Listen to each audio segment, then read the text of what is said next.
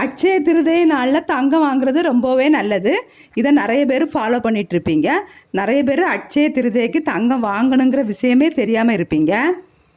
இது middle class மக்களுக்கான video. இப்போது அட்சய திருதையில் தங்கம் தான் வாங்கணும் அப்படிங்கிறது இல்லை. நம்ம தங்கத்துக்கு நிகரான 5 பொருட்கள், ரொம்பவுமே விலை குறைவான பொருட்கள் 5 பொருட்கள் வாங்கிக்கலாம். தங்கம் வாங்க முடியாதவங்க கண்டிப்பாக இந்த 5 பொருளை அட்சய திருதை அன்னைக்கு வாங்கிடுங்க. கண்டிப்பாக அடுத்த வருஷம் நீங்களும் தங்கம் வாங்குவீங்க. அப்படிப்பட்ட இந்த செல்வத்தை ஈர்க்கக்கூடிய பொருட்கள் தான் 5 பொருட்கள் பற்றி நான் இன்றைக்கி சொல்ல போகிறேன்.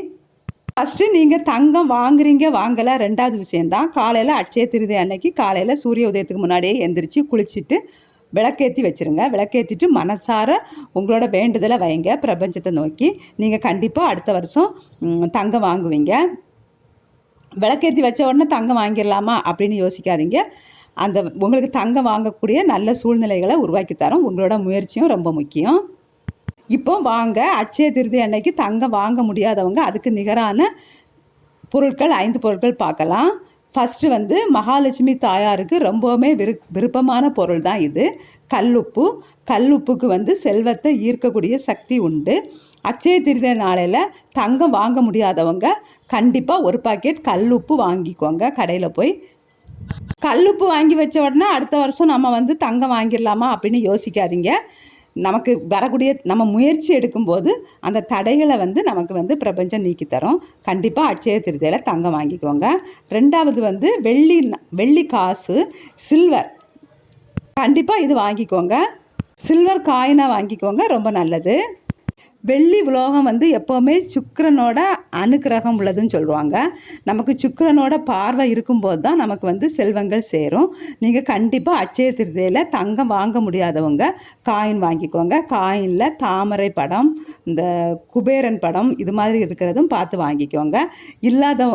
இல்லாத பட்சத்தில் கொஞ்சம் கூடுதலாக நீங்கள் வாங்க போகிறீங்க அப்படின்னு சொன்னால், கொஞ்சம் வெயிட்டு கூடுதலாக வாங்க போகிறீங்கன்னா குபேரன் சிலைகள், பெருமாள் சிலை, இந்த முருகன் சின்ன வேல் இது மாதிரியும் வாங்கிக்கலாம்.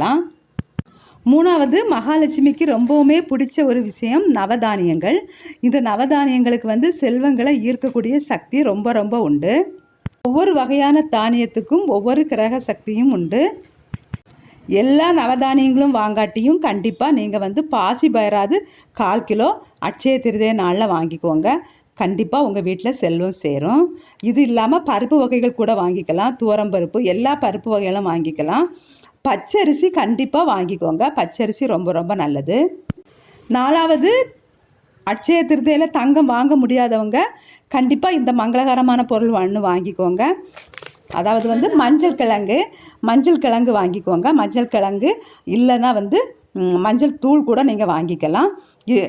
இதெல்லாமே 10 ரூபா 5 ரூபா விலையில் வாங்கக்கூடியது. ஆனால் ரொம்பவுமே பண ஈர்ப்பு சக்தி உள்ளது. கண்டிப்பாக வாங்கிக்கோங்க. இல்லாட்டி மல்லிகைப்பூவாவது வாங்கி வச்சுக்கோங்க. மல்லிகைப்பூ 10 ரூபா கொடுத்தீங்கன்னா கிடைக்கும். மல்லிகைப்பூ இந்த அட்சய திருதை நாளில் வாங்கிக்கோங்க. நீங்கள் தங்கம் வாங்குறீங்க வாங்கலை 2வது, நீங்கள் இந்த வாங்கக்கூடிய பொருட்களை சந்தோஷமாக நிம்மதியோட நம்பிக்கையோடு வாங்கி நீங்கள் பூஜை அறையில் யூஸ் பண்ணுங்கள். கண்டிப்பாக நீங்கள் அடுத்த வருஷம் தங்கம் வாங்குவீங்க. 5வது பொருள் ரொம்பவுமே முக்கியமானது. அட்சய திருதை அன்னைக்கு தங்கம் இந்த வருஷம் வாங்க முடியாதவங்க சின்ன சின்ன செம்பு, பித்தளை பாத்திரம் இது மாதிரி வாங்கி வச்சுக்கலாம். சின்ன சின்ன செம்பு, பித்தளை பாத்திரம் நீங்கள் வாங்கி கிச்சனில் யூஸ் பண்ணுற மாதிரி வாங்கலாம்.